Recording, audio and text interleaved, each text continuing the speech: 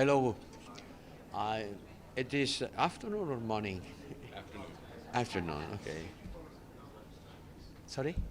I have to speak louder. Okay, I'm just going to speak as louder as I can. Is that's okay like this? Okay, thank you. Thank you and good afternoon. It's a great pleasure for me to be here at the United Nations representing the European Union and participating in the meeting of the Security Council to talk about the cooperation between the European Union and the United Nations.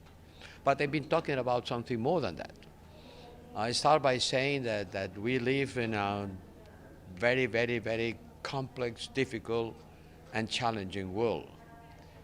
But without the United Nations, the world will be still more challenging, more dangerous. The United Nations is a light in the darkness.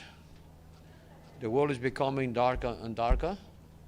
But without the United Nations, things will be much worse. And I wanted to stress the importance of the United Nations as a landmark in the middle of the turmoil. And I express my strong support to the United Nations system, and in particular to the Secretary General. In particular to him, defending him from the unjustified attacks that he has been suffering.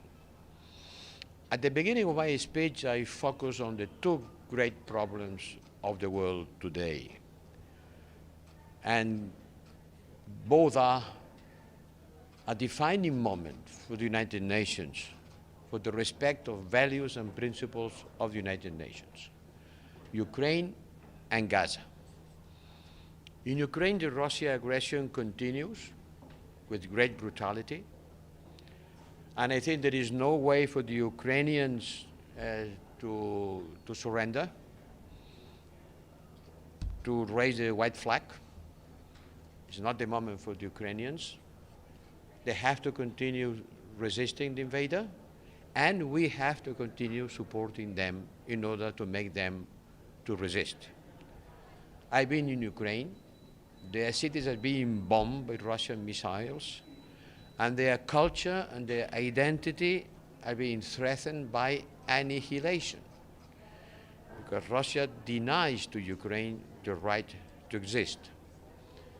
Once again, this attack is a blatant violation of United Nations Charter, and it was quite comic that today the Russian ambassador accused the European Union to be an aggressive power. We are an aggressive power, and this is being said by Russia, who has been launching the greatest aggression of this century against a neighbor. Well, I appeal to the United Nations membership to Ukraine, European Union membership for Ukraine, which will be the strongest security commitment that we can offer to Ukraine. And I insisted that we are not against the Russian people, we are not against Russia, the Russian nation and state.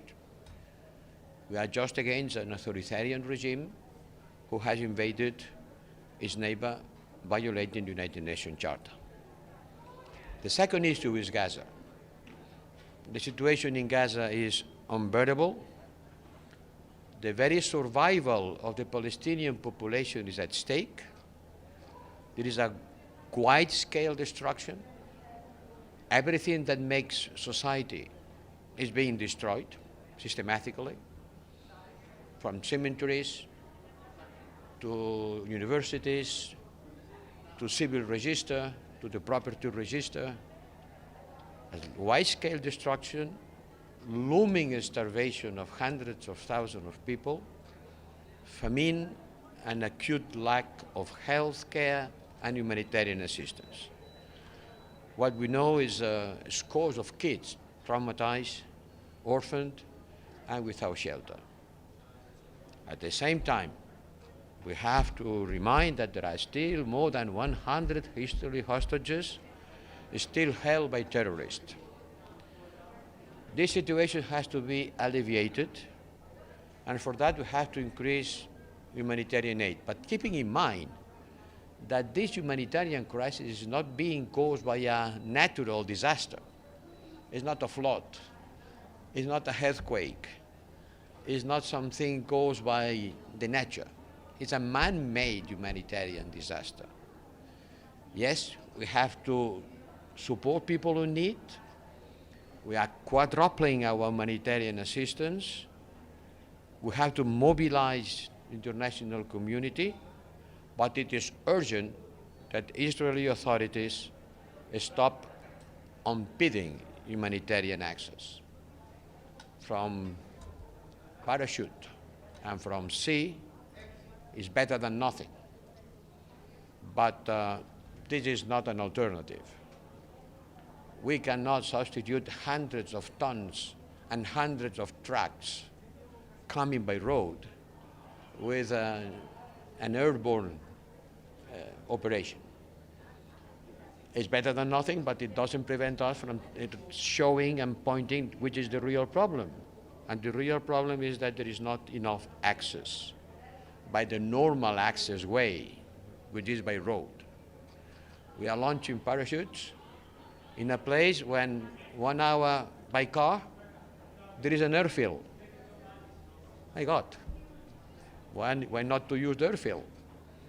Why not to open the door to the cars, to the trucks? And this is the problem today, but we have to look at the root causes of the problem and to look how to build a lasting peace in the Middle East. And the only way to do that, from the European Union point of view, is a two-state solution. I encourage United Nations Security Council to take action.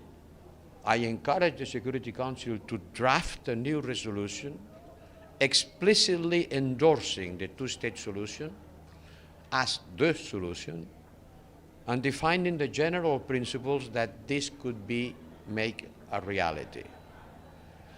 For us Europeans, the values of the United Nations remain at the cornerstone of the international system, and we back financially, the European Union backs financially the United Nations. We are the largest financial contributor. We finance almost 1/3 of the United Nations regular budget. 1/3 is coming from the member states and the European Union. We fund 1/4 of all United Nations agencies, including UNRWA. We fund 1/4 of all programs of United Nations around the world. And at the same time, we have 20 military and civilian missions and operations around the world. I explained to the members of the Security Council, around the globe there are 5,000 Europeans working for peace in 21 military and civilian missions, working on post-conflict situations, training national security forces, contributing to the overall stability of various regions in Africa. I mentioned one after the other, in the sea, the last one in the Red Sea, in the Mediterranean, in several places in Africa. Around the world, there are Europeans working to try to make peace reality. We have also to focus on conflict prevention. It's clear that it would be much better to prevent the conflict than come quickly when the conflict has erupted. Don't forget about the forgotten conflicts. Don't forget about Afghanistan, where there is a gender apartheid. Don't forget about what's happening in the Horn of Africa, in Sudan, in Somalia. Around the world, there are so many crises that we have to increase our capacity to prevent and to try to solve them. We want to be a security provider, working for sustainable development, and supporting the United Nations, because we need this house more than ever. And I want to pay tribute to everybody working in the United Nations system, especially to the one that has lost their life on trying to support people, in particular in Gaza. Thank you. First question, Evie Lederer, AP. Thank you very much, Mr. Borrell. you just said you want peace. What is the EU doing, or can it do, to try and promote a ceasefire of even 6 weeks in Gaza to let humanitarian aid in and have hostages and prisoners exchanged? And a quick second question, what is the EU's reaction to the resignation of Prime Minister Ariel Henry in Haiti and the prospect of a presidential transitional council? Well, Haiti is one of the chronic crises that has been looming for years. This has not happened overnight. And the international community has been lasting too much in order to intervene in Haiti.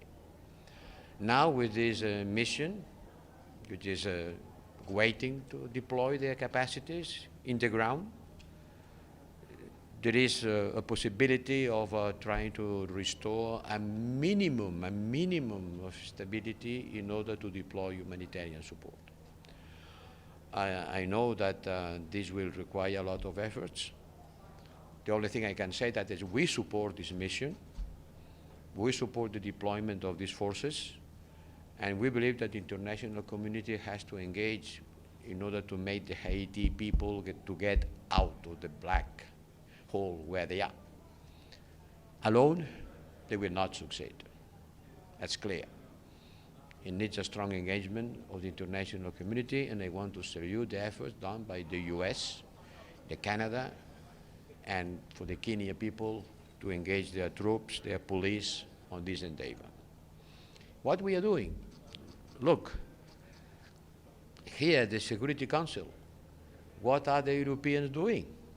You have France, you have Slovenia, you have Malta, members of the Security Council supporting a resolution which could make a difference, pushing in order to try to look, everybody agree on what is needed, which is a long-term cessation of hostilities and at the same time the freedom of the hostages.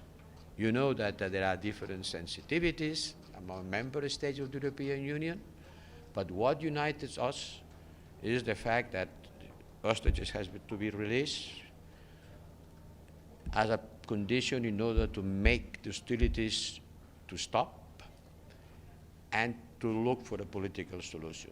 And that's what the members of the Security Council belonging to the European Union are doing. Ephraim, Arab News, please. Thank you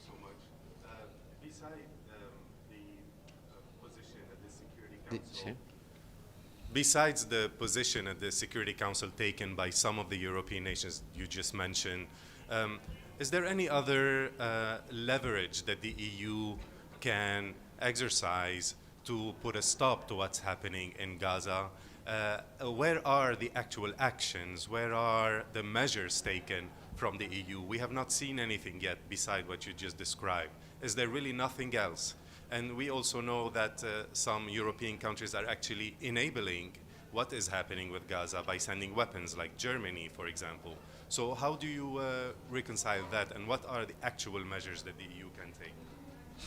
As I said, I am representing the European Union as a whole, and sometimes it's difficult because there are different sensitivities and different positions. There are some member states who are completely reluctant to take any position that could represent the slightest criticism towards Israel, and others are very much pushing in order to get a ceasefire. Two member states, Ireland and Spain, have requested the European Commission and myself as High Representative to study how and if the Israeli government behavior, it's an agreement, it fits inside the obligation according with the association agreement that we have with Israel. And next Monday at the Foreign Affairs Council, we will have an orientation debate about this important this important issue. Thank you. Last one. Last Voice one. of America. Voice Mark of Bashir. America. Welcome back, Mr. Borrell. On the maritime corridor for Gaza, could you just explain to us a little how you see it working and the EU's role in it? We know this first ship has left Larnaca, but where is it going to dock? And it's just things seem to be a little vague at the moment. Could you explain your view of it? Well, this is the ship of the Spanish cooker. I think that's Yeah. the World Kitchen's ship that's Yes. going, but the EU seems to be involved somehow. Well, this is a ship of the World Kitchen. It's not an European Union ship. I don't want to take the merits of others, no? This is a ship that was put on board by these individuals who have an extraordinary merit because with their own resources are collecting food and trying to send it by ship. And as I said, look, if they can go by ship, better than nothing. But the coast in Gaza is not easy because there is no harbors. The US wants to build a kind of a provisional harbor in order to make the boat ready to approach the coast. And I know that this is going on. This is going on, but this is a ship that has been provided by an individual initiative. I want to give them all the merit. And at the same time to the European Commission and the European Union, the support to this initiative. We are doing a lot from the point of view of humanitarian support. We are doing a lot. But keep in mind that before the war, every day 500 trucks were coming into Gaza. And now there is, in the best of the cases, less than 100. So just imagine living in a village and suddenly the number of supplies being divided by 5 or by 10, and in addition to that, the distribution of the supply being very difficult because there are military actions every day. So we have to put all our initiative on maritime, on airborne capacities, but we don't have to forget the root causes of the problem. The root causes of the problem is that by the normal way of entering into Gaza, there are obstacles that has to be lifted. So you're saying you Thank you support very the much. maritime corridor, but are you involved in executing it in any way then? Does the EU have a role in it? Yes, we have a role. The President of the Commission went to Cyprus to express the support and the engagement of the European Union with that. Huh? But keep in mind who's doing what. Thank you. Thank you very much. What the